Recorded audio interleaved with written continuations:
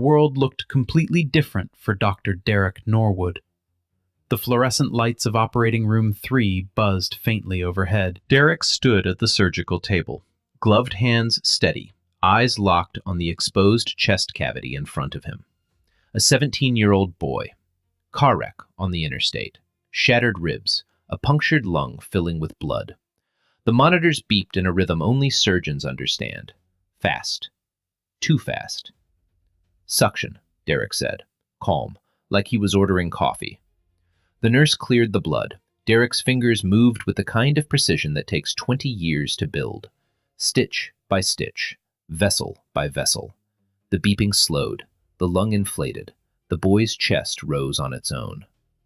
He's stable, Derek said, pulling off his gloves. Let's close him up. That was the second life he saved that day. The first was an 81-year-old man whose aorta ruptured at 6 in the morning. Most surgeons wouldn't even attempt that procedure. Derek did it before breakfast.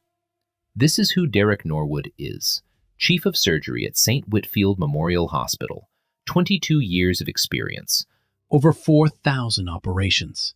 A reputation so spotless that James Whitfield III, the hospital's billionaire board chairman, personally flew to Chicago 3 years ago just to recruit him. But outside those hospital walls, none of that seems to matter. Briarfield County is the kind of place that looks perfect from the road. Oak-lined streets, freshly painted fences, lawns trimmed so clean they look fake. Median household income sits around $280,000. The kind of town where people wave at each other from their porches and call it community. But look a little closer. The neighborhood watch signs are on every corner. Not because of crime, because of who might wander in. The population is 94% white. The remaining 6% know exactly what that feels like. Derek is part of that 6%. In 3 years of living here, he's been followed through the hardware store twice. A cashier once asked to see a second form of ID when he paid with a credit card. His neighbor across the street has never once said hello. He doesn't talk about it much, doesn't post about it, doesn't complain. He just goes to work, saves lives, and drives home. And that drive home is where everything falls apart. It was a little past 7 in the evening, late October. The sky had turned that deep amber color right before it goes dark. Leaves scattered across Oak Ridge Road like confetti after a parade nobody attended. Derek pulled out of the hospital parking lot in his dark blue Chevy Tahoe. Not flashy, not new. He could afford any car on the lot, but he chose this one because it doesn't draw attention. A deliberate choice. A survival strategy he learned from his father 30 years ago. Inside the car, a classical station played low on the radio. A medical journal sat on the passenger seat. His hospital lanyard swung gently from the rearview mirror. On the dashboard, his phone buzzed with a text from his teenage daughter. "Dad, don't forget the food, please." He smiled, tapped the voice reply. "On my way, sweetheart. 20 minutes. The speed limit on Oak Ridge Road is 35. Derek was doing 33. He always drives under the limit in Briarfield. Another thing his father taught him: never give them a reason, not even a small one. But here's what Derek didn't know. Chief Gerald Holt had been running the Briarfield Police Department for 18 years. He answered to no one. The town council rubber-stamped his budget every year without reading it. He played golf with the mayor on Saturdays. He drank bourbon with the county judge on Sundays. His word was law, literally. In the last 2 years alone, 6 excessive force complaints had been filed against his department. Every single one involved a person of color. Every single one was dismissed, internally, by Holt himself. And tonight, Holt was parked in his cruiser on the shoulder of Oak Ridge Road, engine idling, window down. He watched the dark blue Tahoe approach through the amber light. He saw the driver. He picked up his radio. "Dawson, I got one. Oak Ridge, heading south. Run the plates if you want, but I already know. Pull him over." The blue lights flashed on behind Derek Norwood's car, like a verdict that had already been decided. Derek saw the lights in his rearview mirror and felt his stomach tighten. Not because he'd done anything wrong, because he already knew how this would go. He pulled over immediately, turned off the engine, turned off the radio, placed both hands on the steering wheel at 10 and 2, fingers spread wide so they could be seen clearly. This wasn't his first time. His father's voice echoed somewhere in the back of his skull, the same words he'd heard since he was 16. Both hands are visible, no sudden moves. Yes, sir, no, sir. Stay alive first, be angry later. Gravel crunched behind him. Footsteps, slow and deliberate. A flashlight beam hit his side mirror and bounced into his eyes. Officer Craig Dawson appeared at the window. Young, early 30s, jaw clenched, one hand resting on his holster like he was expecting a war. "License and registration." "Of course, officer."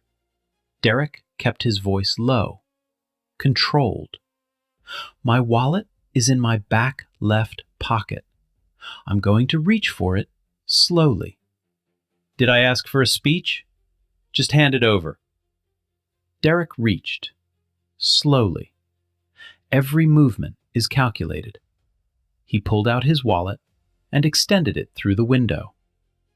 Dawson snatched it, flipped it open, glanced at the license, then looked back at Derek, then at the car, then back at Derek. "This is your vehicle?" "Yes, sir." "Are you sure about that?" "I'm sure." Dawson aimed the flashlight directly into Derek's face, held it there. The light was blinding. Derek didn't flinch, didn't blink, just sat there, hands still on the wheel. "Step out of the vehicle." "May I ask why I've been stopped?" "You may not. Step out, now." Derek exhaled through his nose, unbuckled his seatbelt, opened the door slowly, stepped out onto the gravel shoulder with his hands slightly raised. The evening air was cool, the kind of October chill that bites through thin fabric. His surgical scrubs offered nothing against it. Goosebumps crawled up his forearms. Dawson grabbed his shoulder and spun him toward the car. "Hands on the hood!" Derek placed his palms flat on the cold metal. The engine heat had already faded. The surface was almost icy. That's when the second cruiser pulled up. The headlights washed over the scene. A black man in scrubs, palms down on the hood of his own car. An officer standing behind him with a flashlight. From a distance, it looked exactly like what it was. Chief Gerald Holt stepped out of the cruiser. He didn't rush. He adjusted his belt, straightened his collar, walked over like a man inspecting his property. He looked at Derek the way you'd look at a stain on a clean floor. "Well, what do we have here?" It wasn't a question. "Chief, I pulled him over on Oak Ridge heading south," Dawson reported. "He's being cooperative, but something feels off." "Something always feels off with these ones." Holt circled Derek slowly. His boots ground the gravel. Each step is deliberate. "Nice car for a guy in pajamas." "These are surgical scrubs, sir." Derek's voice remained flat. "I'm Dr. Derek Norwood. I'm chief of surgery at St. Whitfield Memorial. My hospital ID is around my neck." Holt stopped, looked at the lanyard, read it, then laughed. "Chief of surgery." He said it the way you'd say a child's imaginary job title. "Right. And I'm the Pope." He unclipped the lanyard from Derek's neck and tossed it onto the roof of the car like it was garbage. "You know what I think? I think you found these scrubs somewhere. Maybe a dumpster. Maybe a laundromat. I think this car doesn't belong to you, and I think you've got about 10 seconds to give me a reason not to search every inch of it." You need my consent or a warrant to search my vehicle. Silence. Holt stepped closer, close enough that Derek could feel the heat of his breath on the back of his neck. Son, I am the warrant. He snapped his fingers at Dawson. Open it up. Dawson moved to the passenger side, opened the door, started pulling things out. The medical journal, a stethoscope case, a bag of surgical instruments wrapped in sterile cloth, a protein bar, a water bottle. Dawson held up the surgical instrument bag. Chief, what's this? Holt walked over, unzipped it, looked at the scalpels, forceps, hemostats, tools that Derek uses to save lives every single day. Looks like burglary tools to me, Holt smiled. Bag it. Derek closed his eyes. His fingers pressed harder against the hood. The cold metal numbed his palms. Those are surgical instruments. They're hospital property. There's an inventory sticker on the inside of the bag with my name on it. Holt didn't check, didn't even glance. You know what your problem is? Holt said, walking back to Derek. You think talking like that makes you sound smart. It doesn't. It makes you sound guilty. A third cruiser arrived, Officer Tanya Moore, late 20s. She parked behind Holt's vehicle and stepped out quietly. Her body cam was active. The small red light blinked steadily on her chest. She took in the scene. A man in scrubs, hands on the hood, 2 officers hovering. No visible threat. Her expression shifted into something uncomfortable, but she said nothing. She stood near her cruiser and watched. By now, the neighborhood had started to notice. A white couple appeared on their porch 2 houses down. The woman had a glass of wine. The man had his arms crossed. They watched, like it was television. Across the street, a college-aged kid raised his phone and started recording. The phone's tiny lens captured everything. The flashing lights, the officers, the man in scrubs who hadn't raised his voice once. Derek's phone buzzed in his pocket. Then again. Then a third time. Each vibration felt like a small heartbeat against his thigh. The hospital was calling. He couldn't reach it, couldn't move. Holt noticed the buzzing. Popular guy. Probably your dealer is wondering where you are. That's my hospital. Sure it is. Holt nodded at Dawson. The younger officer pulled out handcuffs. Turn around. On what charge? Resisting a lawful order, possession of suspicious instruments, failure to comply. Pick whichever one makes you feel better. I haven't resisted anything. I've been standing here with my hands on my own car for the last 15 minutes. Holt tilted his head. See, that right there? That little attitude? That's resistance. Dawson grabbed Derek's wrist, twisted it behind his back. The second wrist followed. The handcuffs clicked shut with a sound that echoed down the quiet suburban street. Cold steel against warm skin. The surgical scrubs bunched at his wrists. The red and blue lights painted the oak trees in slow, repeating waves. Derek's phone buzzed one more time in his pocket. He couldn't answer it. Nobody knew it yet. Not the officers, not the neighbors, not the kid with the camera. But that phone call was about to change everything. Because on the other end of that line, inside the emergency room at St. Whitfield Memorial, someone was dying. And the only person who could save her was now sitting in the back of a police cruiser, hands cuffed behind his back, watching the oak trees blur through a cage of metal and glass.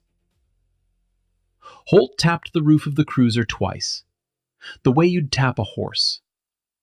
Let's go, Dawson. Drop him at the station. I'll finish with the vehicle. The cruiser pulled away. Derek didn't look back. He sat perfectly still, spine straight, eyes forward, breathing slow. The neighbors went back inside. The college kid stopped recording and posted the video with a single caption. They just arrested a doctor for nothing. Within an hour, that video would have 10,000 views. Within a day, it would have 10 million. But right now, in this moment, it was just a man in handcuffs and a street that had already forgotten him. The booking room at Briarfield County Police Station smelled like burnt coffee and old paper. Fluorescent tubes hummed overhead, casting the kind of pale green light that makes everyone look sick. Derek stood in front of a counter while a processing officer took his belongings. One wallet, one phone, now showing 9 missed calls, one set of car keys, one hospital lanyard that Holt had tossed back into the cruiser like trash. The processing officer, a heavy-set man in his 50s, looked at the hospital ID, looked at Derek, looked at the ID again. He opened his mouth like he wanted to say something, then closed it. "Fingerprints next. Stand over there." Derek walked to the ink station, pressed each finger onto the pad one at a time. The black ink stained the ridges of the same hands that had stitched a teenager's lung back together 6 hours ago. Then came the mugshot. Face forward, no expression. The camera flashed. A man in surgical scrubs, inmate number across his chest, eyes steady, jaw set.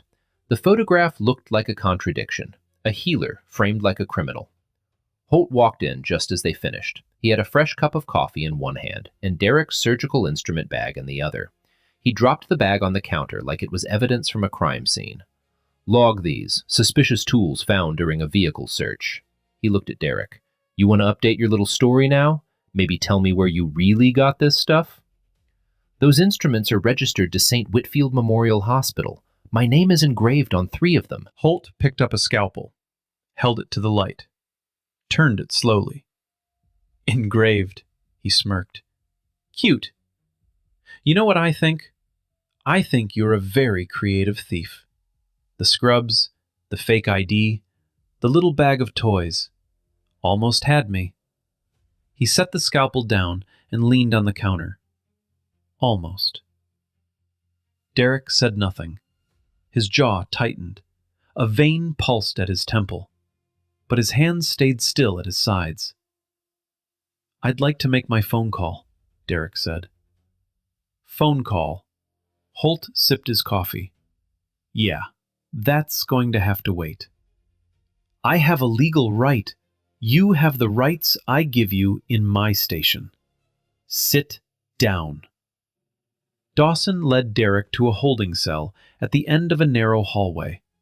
The cell was small. A metal bench bolted to the wall.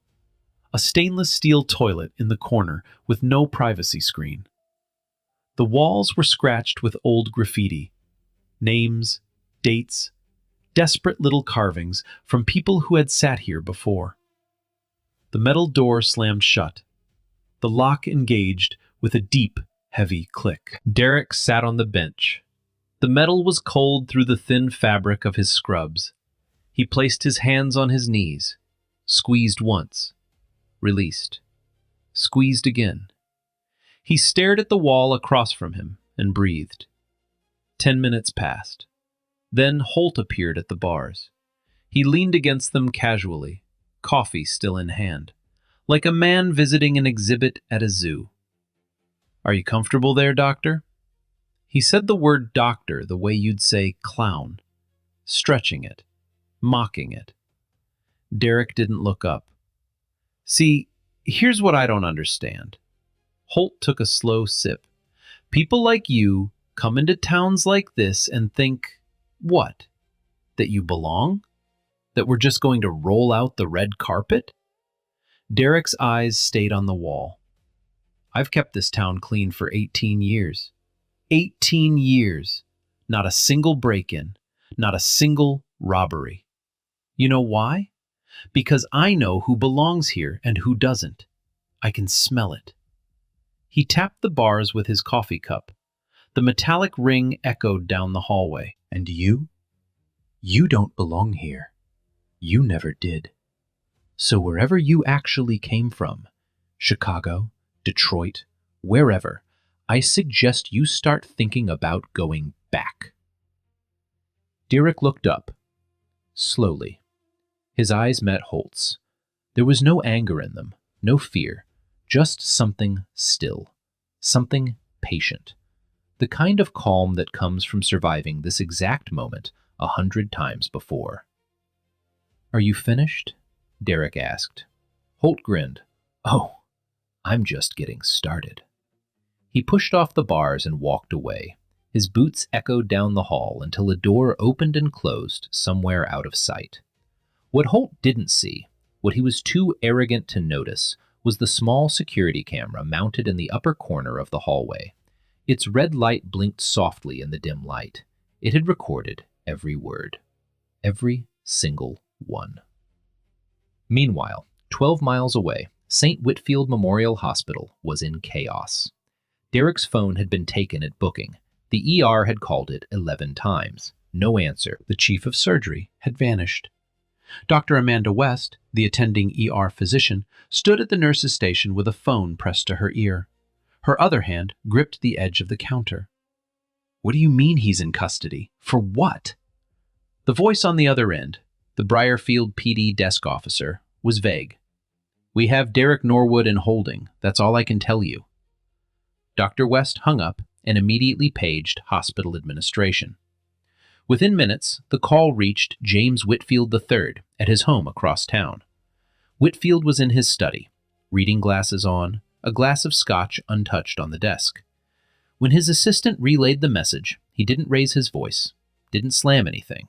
He simply took off his glasses, set them on the desk, and said, "Get my car." But before Whitfield could leave his driveway, the ER doors at St. Whitfield burst open. Paramedics rushed in a stretcher. A woman in her early 50s, face pale, lips turning blue, chest barely rising. The cardiac monitor screamed a jagged, erratic rhythm. "Female, 52, collapsed at a restaurant. Acute aortic dissection. BP crashing. She's coding." Dr. West ran beside the stretcher. She looked at the patient's face, then at the ID bracelet the paramedics had tagged. Patricia Holt. The name hit the room like a brick through glass. Dr. West stabilized her. Epinephrine, chest compressions. They pulled her back once, then twice. The rhythm returned, weak, stuttering, but present. But stabilization was temporary. Patricia needed emergency surgery. A torn aortic valve. The kind of repair that requires a very specific surgeon, someone trained in emergency cardiothoracic reconstruction. There was only one surgeon in the region certified for this procedure. Dr. West already knew. She looked at the nurse beside her. "Get Whitfield on the phone, right now. Tell him it's not just about Derek anymore." She paused.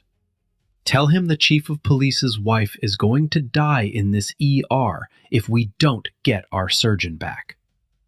The clock on the wall read 7:58 p.m.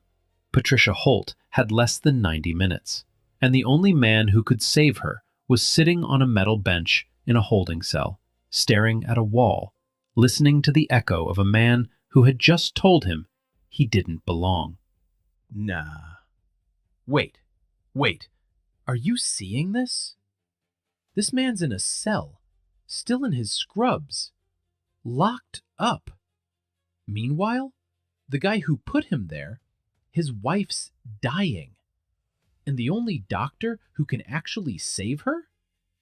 Yeah, it's the same man he just called a thief. Like, what? You really can't make this up. The black Mercedes pulled into the Briarfield police station parking lot at 8:14 p.m. It didn't park in a visitor space. It parked directly in front of the main entrance, sideways, like a statement. James Whitfield III stepped out, navy blazer over a white polo. Silver hair combed back. No rush in his step, no panic on his face. Just the quiet, terrifying calm of a man whose family name is carved into the front of a hospital. He walked through the front doors like he owned them. In a way, he owned half the county. The desk officer looked up, recognized him instantly, sat up straighter. "Mr. Whitfield, what can I—" "Get me Chief Holt. Now." The desk officer picked up the phone. His hand was shaking slightly. Within 2 minutes, Holt emerged from the back hallway. He was still holding his coffee, still wearing that same self-satisfied expression, but it flickered when he saw who was standing in his lobby. "Jim," Holt extended his hand. "What brings you down here at this hour?" Whitfield didn't take the hand, didn't even look at it. "You're holding Dr. Derek Norwood in your facility." Holt's smile thinned. "We've got a suspect by that name, yeah. Routine stop. Suspicious behavior." Suspicious behavior. Whitfield repeated the words like he was tasting something rotten. What behavior, specifically? He was driving a vehicle that didn't match his... Didn't match his what, Gerald? His skin color? The lobby went quiet. The desk officer stared at his keyboard. Dawson, who had been leaning against a door frame in the back, straightened up. Holt's jaw tightened. "Now hold on. We followed standard procedure." "Standard procedure." Whitfield took one step closer. His voice didn't rise. It dropped, which was worse. "Let me tell you what your standard procedure has done tonight." He paused, let the silence build. "Well, you've been down here playing cowboy with my chief of surgery, a man who has saved more lives in this county than you have protected. Your wife was brought into my emergency room." Holt blinked. "Patricia collapsed at a restaurant 45 minutes ago. Acute aortic dissection. Her valve is torn. She's on life support right now. My ER team has stabilized her, but she needs emergency cardiothoracic surgery within the hour." Holt's coffee cup tilted in his hand. A thin stream of brown liquid spilled onto the tile floor. He didn't notice. "And the only surgeon within 100 miles who is certified to perform that operation, the only person who can keep your wife alive tonight, is the man you have locked in a cage right now, in his scrubs, because he was driving home." The color drained from Holt's face, not slowly, all at once, like someone had pulled a plug. His mouth opened, closed, opened again. That can't. It is. Call your hospital if you don't believe me. Ask for the ER. Ask them who they've been trying to reach for the last hour." Holt looked at Dawson. Dawson looked at the floor. Holt set his coffee cup on the desk, missed the edge. It fell to the floor and shattered. He didn't react. He was already moving down the hallway. His boots, the same boots that had crunched gravel around Derek an hour ago, now sounded different, faster, desperate. The echo of authority replaced by the echo of panic. He reached the holding cell. His hands fumbled with the keys. Metal scraped against metal. The lock clicked open. Derek was sitting exactly where Holt had left him, hands on his knees, spine straight, eyes forward. He hadn't moved an inch. Holt pulled the door open, stood there, breathing hard. His mouth is working, but producing nothing useful. Derek looked at him, slowly, the same way he had looked at him through those bars 20 minutes ago. Except now, everything was different. Now, Holt needed him. Derek stood, straightened his scrubs, walked out of the cell, past Holt without a word, without a glance, the way you'd walk past a piece of furniture. Holt followed behind him like a shadow, smaller now, shrinking with every step. In the lobby, Whitfield was waiting. He handed Derek a set of car keys. "I'll drive. The OR team is prepping now." Derek nodded, took the keys, headed for the door. Behind them, Holt's voice cracked the silence. Thin, broken. "Doctor?" Derek stopped. He didn't turn around.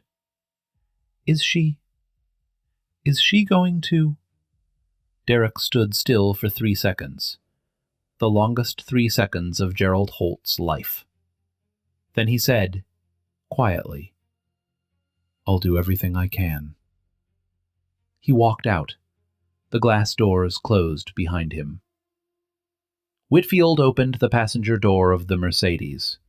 As Derek got in, Whitfield looked at him. "You don't owe him a thing. You know that." Derek stared straight ahead. The hospital was 12 minutes away. Patricia Holt had maybe 40 minutes left. "I'm not doing this for him." The engine started. The car pulled out of the lot. "I'm doing this because a woman is dying. And I'm a doctor. That's what I do." The Mercedes disappeared down Oak Ridge Road, the same road where, 90 minutes earlier, a man in scrubs had been forced to his knees on cold asphalt. The same road, a completely different world. The Mercedes screeched into the hospital parking lot at 8:31 p.m. Derek was out of the car before it fully stopped. He pushed through the ER entrance. The automatic doors weren't fast enough. He squeezed through the gap sideways, already moving at a half run. The surgical team was waiting. 2 nurses, an anesthesiologist, a perfusionist standing beside the heart-lung bypass machine. They had prepped operating room 1, the big one, the one reserved for cases where the margin between life and death is measured in heartbeats. Dr. West met him in the hallway. She was walking fast, clipboard in hand, face tight. "She's crashing again. 3rd time in 20 minutes. We've got maybe 30 minutes before the dissection becomes irreversible." Derek didn't slow down. "Blood type?" "O positive. 6 units standing by." "Imaging?" "CT angio on the screen in OR1. The tear is in the ascending aorta. Root involvement. It's bad." "Okay." Derek pushed open the scrub room door. "Get her to bypass the second I walk in." He stood at the sink, turned on the water. The soap foamed over the same hands that had been pressed against the cold hood of a police cruiser less than 2 hours ago. The same fingers that had been rolled in black ink at a booking station. He scrubbed for exactly 4 minutes, the way he always does. No more, no less. Then he walked into OR1. Patricia Holt lay on the table. Her chest was already open. The anesthesiologist had her under. The monitors beeped in a rhythm that was too fast and too irregular. The bypass machine hummed beside her, ready to take over the job her heart could no longer do. Derek looked at the CT scan on the wall-mounted screen. The tear was severe. The aortic root was swollen to nearly twice its normal size. One wrong move, 1 millimeter off, and the entire vessel would rupture. He took a breath, pulled on his gloves, adjusted his headlamp. "All right, let's go." For the next 3 hours and 14 minutes, Derek Norwood did what he was born to do. He worked in silence, precise, methodical. His hands moved the way a concert pianist's move. Muscle memory and instinct merged into something almost spiritual. He sutured. He grafted. He reinforced the torn aortic wall with a synthetic patch so delicate that a single tremor would destroy it. The room was silent except for the monitors and the soft hiss of suction. Nobody spoke, unless Derek spoke first. The nurses anticipated his movements. Instruments appeared in his hand before he asked for them. At 11:45 p.m., Derek placed the final suture, stepped back, watched the monitor. The heart rhythm steadied, strong, regular, alive. "She's stable," he said. "Let's close." He pulled off his gloves, dropped them in the bin, walked out of the operating room without ceremony. In the waiting room, Gerald Holt sat in a plastic chair, elbows on his knees, head in his hands. His uniform was wrinkled. His eyes were red. Officers Dawson and Moore sat on either side of him. Nobody was talking. Derek appeared in the doorway, still in his scrubs, sweat stains visible at the collar. His face showed nothing, No anger, no satisfaction, just exhaustion. Holt stood up. His legs were unsteady. "Your wife is stable," Derek said. "The surgery was successful. She'll need weeks of recovery, but she's going to live." Holt exhaled, a long, shuddering breath that seemed to empty his entire body. His eyes watered. His lips trembled. "Doctor, thank you. I don't know how to." "Don't." The word stopped Holt mid-sentence. Derek's voice stayed level, quiet, but every syllable carried weight. "2 hours ago, you put me on my knees on a public road. You called me a thief. You told me I don't belong here. You locked me in a cage and told me to go back where I came from." Holt's mouth hung open. No sound came out.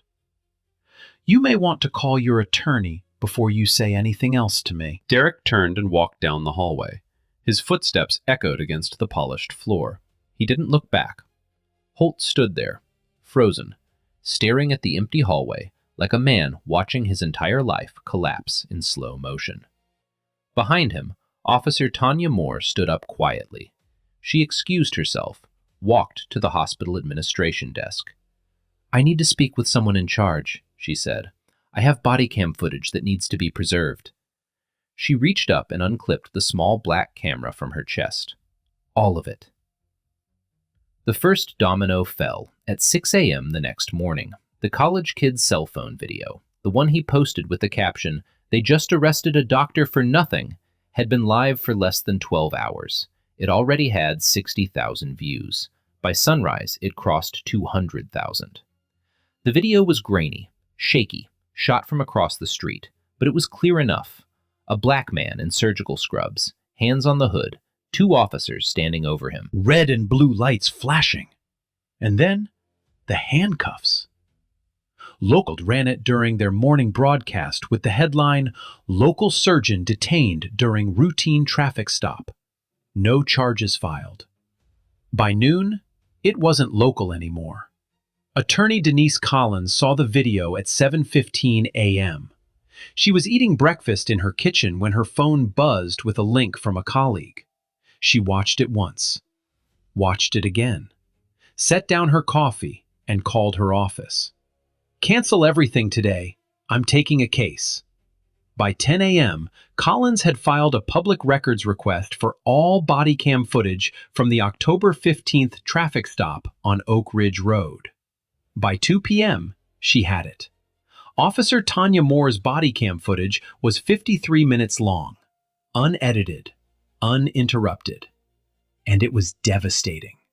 It captured everything the cell phone video missed: the close-up audio of Holt's voice, the sneer when he flicked Derek's hospital lanyard off his neck, the moment he called surgical instruments burglary tools, the casual cruelty in his voice when he said, "I've been cleaning trash off these streets for 18 years.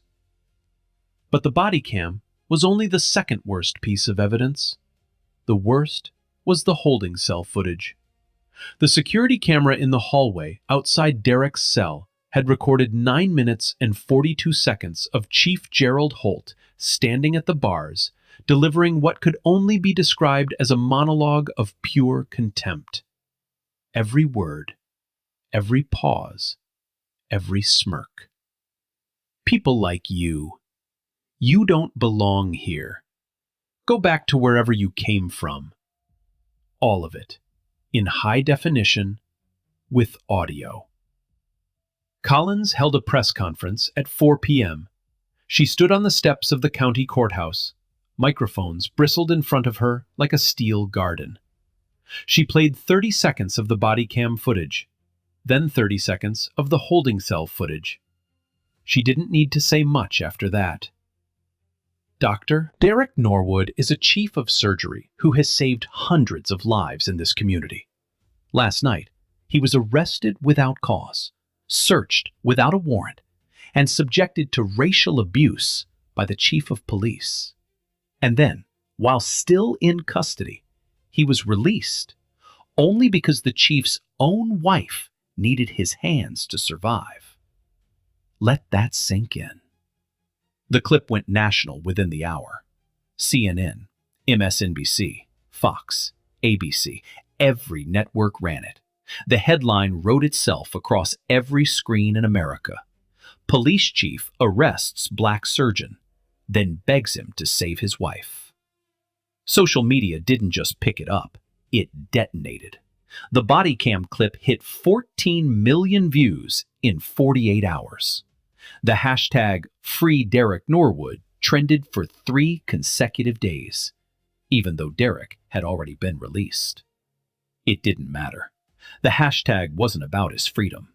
It was about everything the arrest represented. Briarfield County, a town most Americans had never heard of, was now the most talked about place in the country.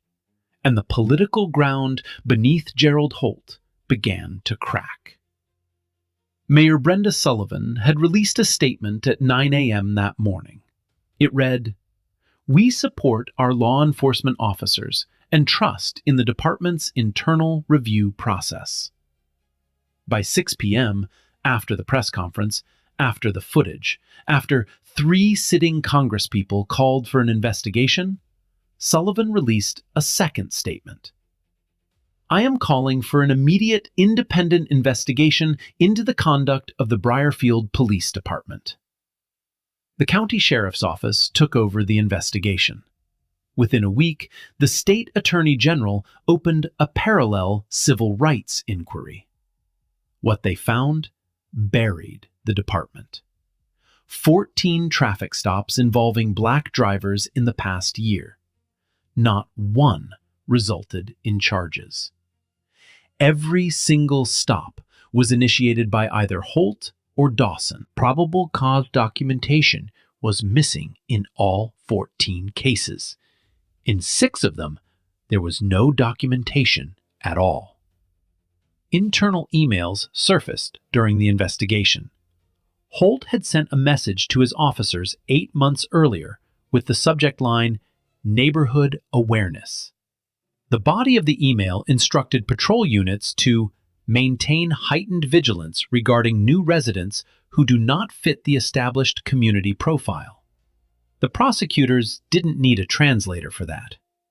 The federal grand jury indicted Gerald Holt on 3 counts: false imprisonment, violation of civil rights under federal statute, and abuse of authority. The trial lasted 4 days. The jury deliberated for less than 3 hours. Guilty. All counts. Holt was sentenced to 30 months in federal prison, banned from law enforcement for life. His pension was revoked. He stood in the courtroom when the verdict was read. His face was gray. His hands trembled at his sides. He looked like a man who had aged 10 years in 10 weeks. Officer Craig Dawson was terminated and charged as an accomplice. He received 18 months, suspended to 12, with mandatory retraining. Collins publicly called the sentence a slap on a wrist that deserved a hammer. Most people agreed. But the legal reckoning didn't stop there. Collins filed a federal civil rights lawsuit against Briarfield County on Derrick's behalf. The county fought it for exactly 11 days before their attorneys advised settlement. The number? $4.8 million. Derrick accepted the settlement, then held his own press conference. It was short. He stood behind a podium in a navy suit. No notes, no anger, just clarity. "I'm donating the full amount to establish the Norwood Justice Initiative, a legal defense fund for victims of racial profiling who can't afford an attorney. Because what happened to me happens every day to people who don't have a hospital board chairman to come get them out."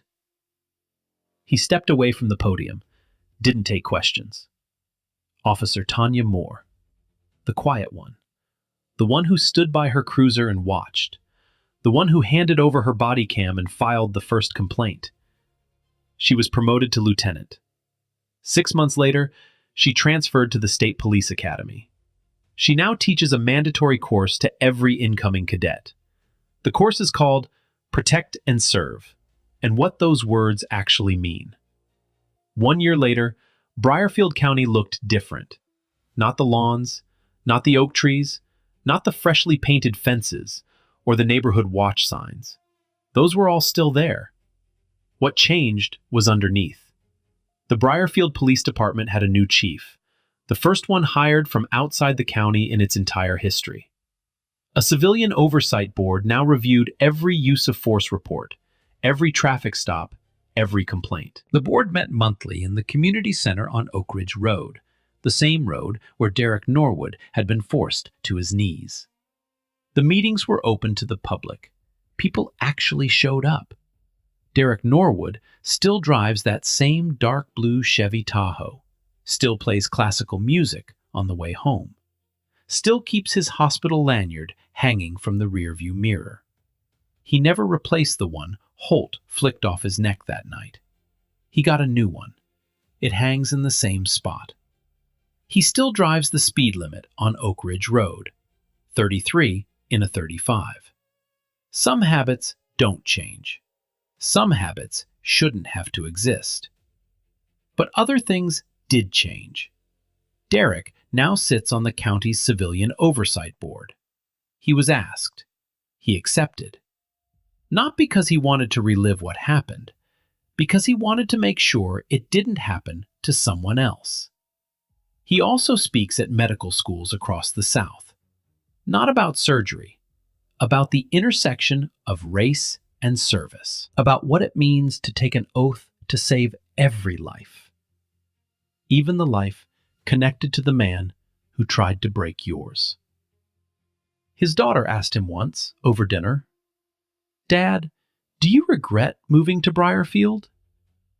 He thought about it for a long time, longer than she expected.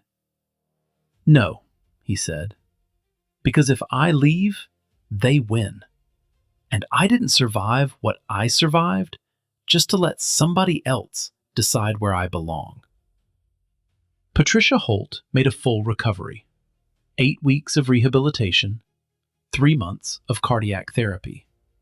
She sent Derek a handwritten letter, 3 pages. The contents have never been made public. Derek has never spoken about it. Neither has she. They have never been in the same room since the night of the surgery.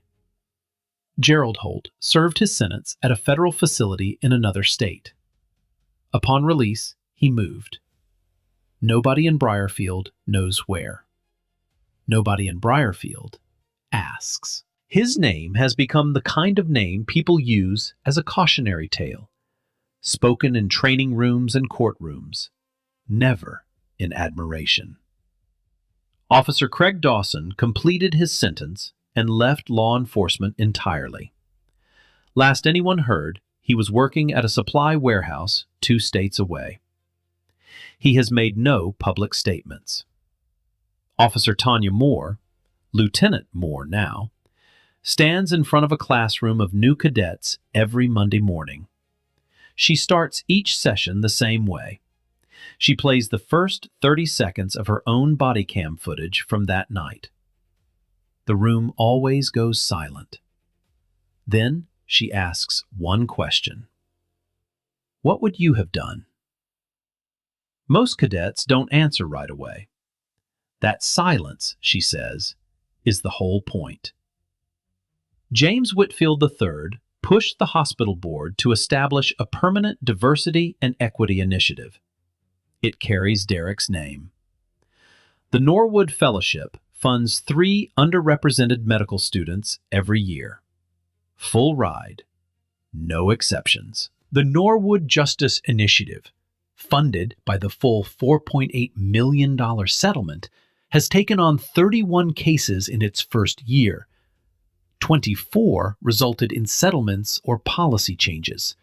7 are still pending. Derek doesn't run it. He didn't want to. He wanted it to be bigger than him. He wanted it to outlast him. It will. Look. Yeah, the story, made up. But that feeling, though, when someone looks at you and already decided you're nothing before you even say a word, yeah, that's real. That's like a normal day for a lot of people. And I'm not going to lie, every time I think about that, yeah, that one messes with me. So let me ask you something, and I mean this for real. If you were Derek, if you were the one in that cell, in your scrubs, hands still smelling like ink from a booking station, would you have walked into that operating room and saved her life? To know. And if this story share it with someone who needs to hear it. Turn on notifications, because we've got more stories like this coming. Justice doesn't always come fast, but when good people refuse to break, it comes. See you in the next one.